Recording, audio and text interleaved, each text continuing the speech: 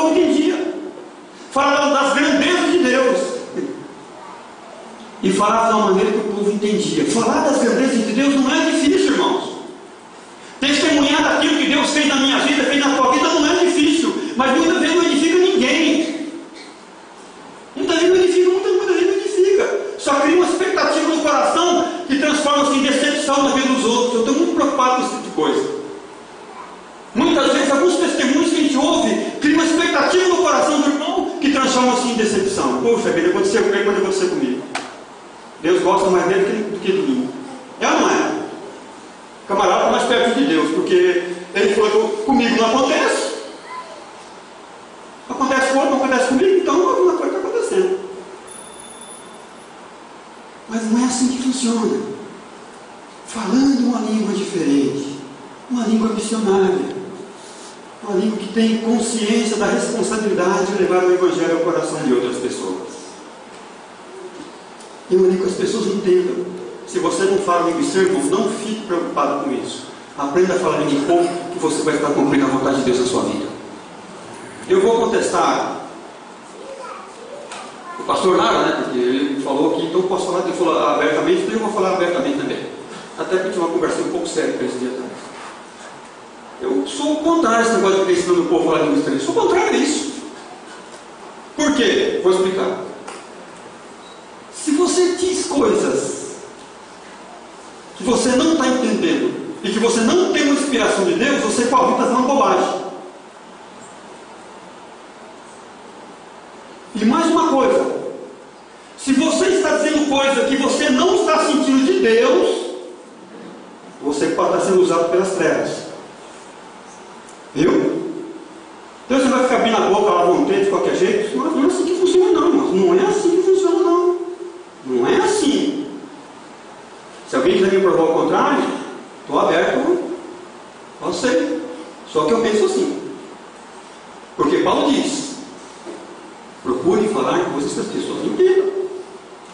Então o nosso grande desafio nessa manhã não é ficar procurando falar língua estranha, mas é procurar falar dentro do povo, que o povo precisa entender o que nós estamos dizendo. A edificar e fortalecer a vida das pessoas. Há muitas falácias no nosso meio que ninguém entende nada muitas vezes. Fica preocupado com isso.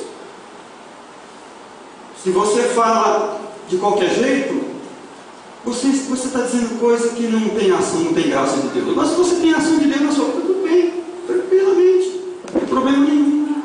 Eu falo, muitas vezes eu falo. Às vezes falo sozinho, muitas vezes falo sozinho, mas isso não fica ensinando as pessoas a falar essas coisas. Eu tenho uma certa resistência. Quando alguém me provar o contrário, eu estou aberto. Espero que apareça aí um doutor em teologia, um cara que entenda mais do que eu. Porque hoje em dia tem até doutor em divindade. Eu não sei, o cara tem que ser doutor de Deus. Eu não sei como é que é esse negócio, me desculpe, mas eu sou muito ignorante para entender essas coisas. Doutor em divindade. O cara entende mais de Deus do que qualquer outra pessoa. Eu fico um pouco preocupado com esse tipo de coisa. Fico preocupado. Ele tem que conhecer a palavra. As pessoas estão correndo atrás de título e esquecendo do verdadeiro sentido da palavra. Igreja do Senhor, aprenda a falar a palavra de Deus. Não fique preocupado em querer entender, fazer coisas que nem entende, nem sabe. Não adianta fazer isso. Porque quando eles começaram a falar, o povo entendeu. O povo compreendeu tranquilamente. Falando as grandezas de Deus. Aí sim.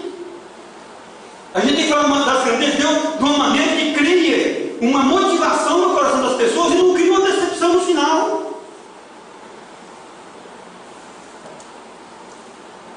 Que grandeza é essa? Deixa eu perguntar uma coisa para você aqui. Será que o povo de Israel não conhecia as grandezas de Deus? Vocês acham que eles conheciam ou não conheciam? Claro que conheciam. Se existe um povo na face da terra que conhece as grandezas de Deus, é o povo de Israel, não é nem nós. Nós somos aqueles que não viram e creram. Está na palavra. Eles viram e não creram.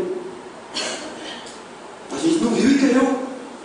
Eles começaram a falar das grandezas de Deus de uma maneira diferente. Desde lá do Velho Testamento, você quer ler a Bíblia toda? Lá do Velho Testamento eles vêm falando. Até os povos que não conhecem a Deus, conhecem. Que não têm uma experiência com Deus, conhecem as grandezas de Deus. Eles conhecem. Lembra quando o Israel chegava perto das fronteiras, o povo passou pelo Egito, hein? Esse povo passou pelo Mar Vermelho, passou por pé enxuto. Está na história de Israel. Fazia parte da história de Israel, as grandezas de Deus. Mas para eles é simplesmente um acontecimento histórico. Simplesmente um acontecimento histórico. Mas quando passaram pelo Pentecostes, eles disseram: opa, esse negócio é muito mais sério. Esse negócio é muito mais forte. Maneira diferente de ver as coisas, de viver o Evangelho do Senhor. Esse é o nosso grande desafio. Falando as grandezas de Deus. Não somente as manifestações, mas o plano de salvação, o projeto de Deus. Efésios capítulo 1, versículo 4. O Cordeiro de Deus que foi morto antes da fundação do mundo. Quem vai entender um negócio desse? Ele não podia entender, mas a gente entende. A gente entende o projeto de Deus hoje. Por quê? Porque eu e você, a gente faz parte desse projeto. Você sabia que você está aqui porque você faz parte do projeto de Deus? Isso não é predestinação não, meu irmão. Isso é plano de Deus na vida das pessoas. Ele nos escolheu em Cristo, antes da fundação do mundo. Para quê? Para sermos santos e irrepreensíveis perante Ele em amor. É a palavra de Deus. Outra coisa. Pentecoste é para todo mundo. Como eu disse no começo, não é para algumas figurinhas carimbadas da igreja. É para todo mundo. Para você que está olhando para mim, é para você também. Ah, pastor, eu até hoje não passei. Já passou e nem sabe. Já faz parte do plano, nem sabe. Está atrasado na revelação. Está muito atrasado na revelação. É para todo mundo. Para os judeus, o Pentecostes era somente uma data comemorativa, uma data festiva que eles tinham. Era uma data festiva. Somente isso. Era somente uma festividade. Uma data que estava lá no calendário deles. Mas a partir daquele dia a visão foi diferente. O Pentecostes é para todos nós, irmãos. Independente da manifestação, se você acha que foi maior na vida do outro, que foi maior na tua vida, isso não depende. A manifestação não é a parte mais importante do Pentecostes. Não é a parte mais importante. Mas uma coisa é certa, é para todos. Atos capítulo 4, versículo 31. Tendo eles orado, tremeu-se os alicerces da igreja, e todos, está no texto, ficaram cheios do Espírito Santo do Senhor. Todos. Não é para esse ou aquele. Aí Deus vai lá e diz: sabe uma coisa, que eu vou batizar aquele lá. Não, eu acho bom. Aí chega o outro. Não, aquele lá não, eu achei melhor esse aqui. Não existe no reino de Deus. Isso é colocar Deus dentro de uma caixinha e querer manipulá-lo de acordo com o seu sentimento. É fazer isso. É o que muitas vezes tem sido feito no nosso meio. Querer manipular a Deus para poder se sentir mais espiritual. Se sentir melhor que o outro. Não tem ninguém melhor que ninguém diante do Senhor, irmãos. Tenhamos consciência disso. O Pentecostes é para todo mundo. Você que passou pelo processo da salvação, você já entrou nesse plano de Deus para a sua vida. Agora a maneira de você viver isso vai ser diferente. A maneira de você ver, a maneira de você se comportar, aí sim, aí é outra coisa. Mas todos nós já passamos. Vou falar um segredinho para você. Não é difícil você perceber quem já passou e quem não passou, viu? Aliás, vou falar diferente. Deixa eu fazer uma aplicação um pouco mais apurada. É fácil saber quem vive o Pentecostes e quem não vive. Melhor, né? É mais atualizado. Fácil. Porque a gente passa, mas não vive muitas vezes. E o mundo procura fazer com que a gente não viva. O mundo procura fazer com que a gente até passe. O diabo não tem medo de crente que foi batizado com o Espírito Santo. Ele não tem medo. Ele tem medo de crente que vive o Pentecostes, que vive a graça de Deus, que vive o Evangelho, que tem uma visão diferente, que tem uma linguagem diferente e que sabe que faz parte do reino. É isso que faz o inferno tremer. Não se eu passei, se eu sou, se eu não sou. Isso não é tão importante. A Bíblia diz que estavam todos reunidos. Atos capítulo 4, versículo 31. Então não é somente para alguns. Não é somente para alguns. Não é para uma classe seleta da igreja. Não é. Eu queria que você, assim como eu, porque eu tenho que me incluir naquilo que eu ministro, tem que me incluir.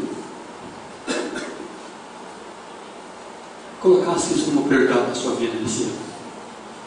Viver isso. Porque passar você já passou. A não ser que você não seja crente. Se você não for crente, aí a conversa não é contigo. Mas se você for, você já passou. Porque ninguém pode dizer que Jesus Cristo é o Senhor se não foi pelo Espírito. João fala isso, né? Conhece o texto? Ninguém pode dizer que Jesus Cristo é o Senhor se não foi pelo Espírito. Então, se você já aceitou essa graça, então você já passou pelo Pentecostes. Agora, a maneira de você viver que vai fazer a diferença. Foi acontecendo lá em Jerusalém. Eles impactaram a cidade. De que maneira que eles impactaram a sociedade? Foi só do glória a Deus, aleluia? O que vocês acham? Se você é bom, você lê a história. Eu queria descobrir onde é que está aquele livrinho meu. Não descobri onde é que ele vinha a história da igreja. Não sei onde está. Eu prestei com alguém e ele virou fumaça. Sumiu. A história da igreja, eu recomendo aquele livro. Sabe aonde foi que eles passaram a visão para o povo de Jerusalém? Para onde eles iam? Na perseguição, na dificuldade, no sofrimento. E se você quer um pouquinho disso, nem portas abertas. Você vai ver só quem é crente lá. Eles vivem o Pentecostes. Eles vivem essa experiência diária. Mas a gente vive um evangelho hoje, a crentalhada está tudo correndo atrás de facilidade. Tudo atrás de facilidade. Vamos citar o texto para encerrar? Até indicando esse texto. Mateus 6,33.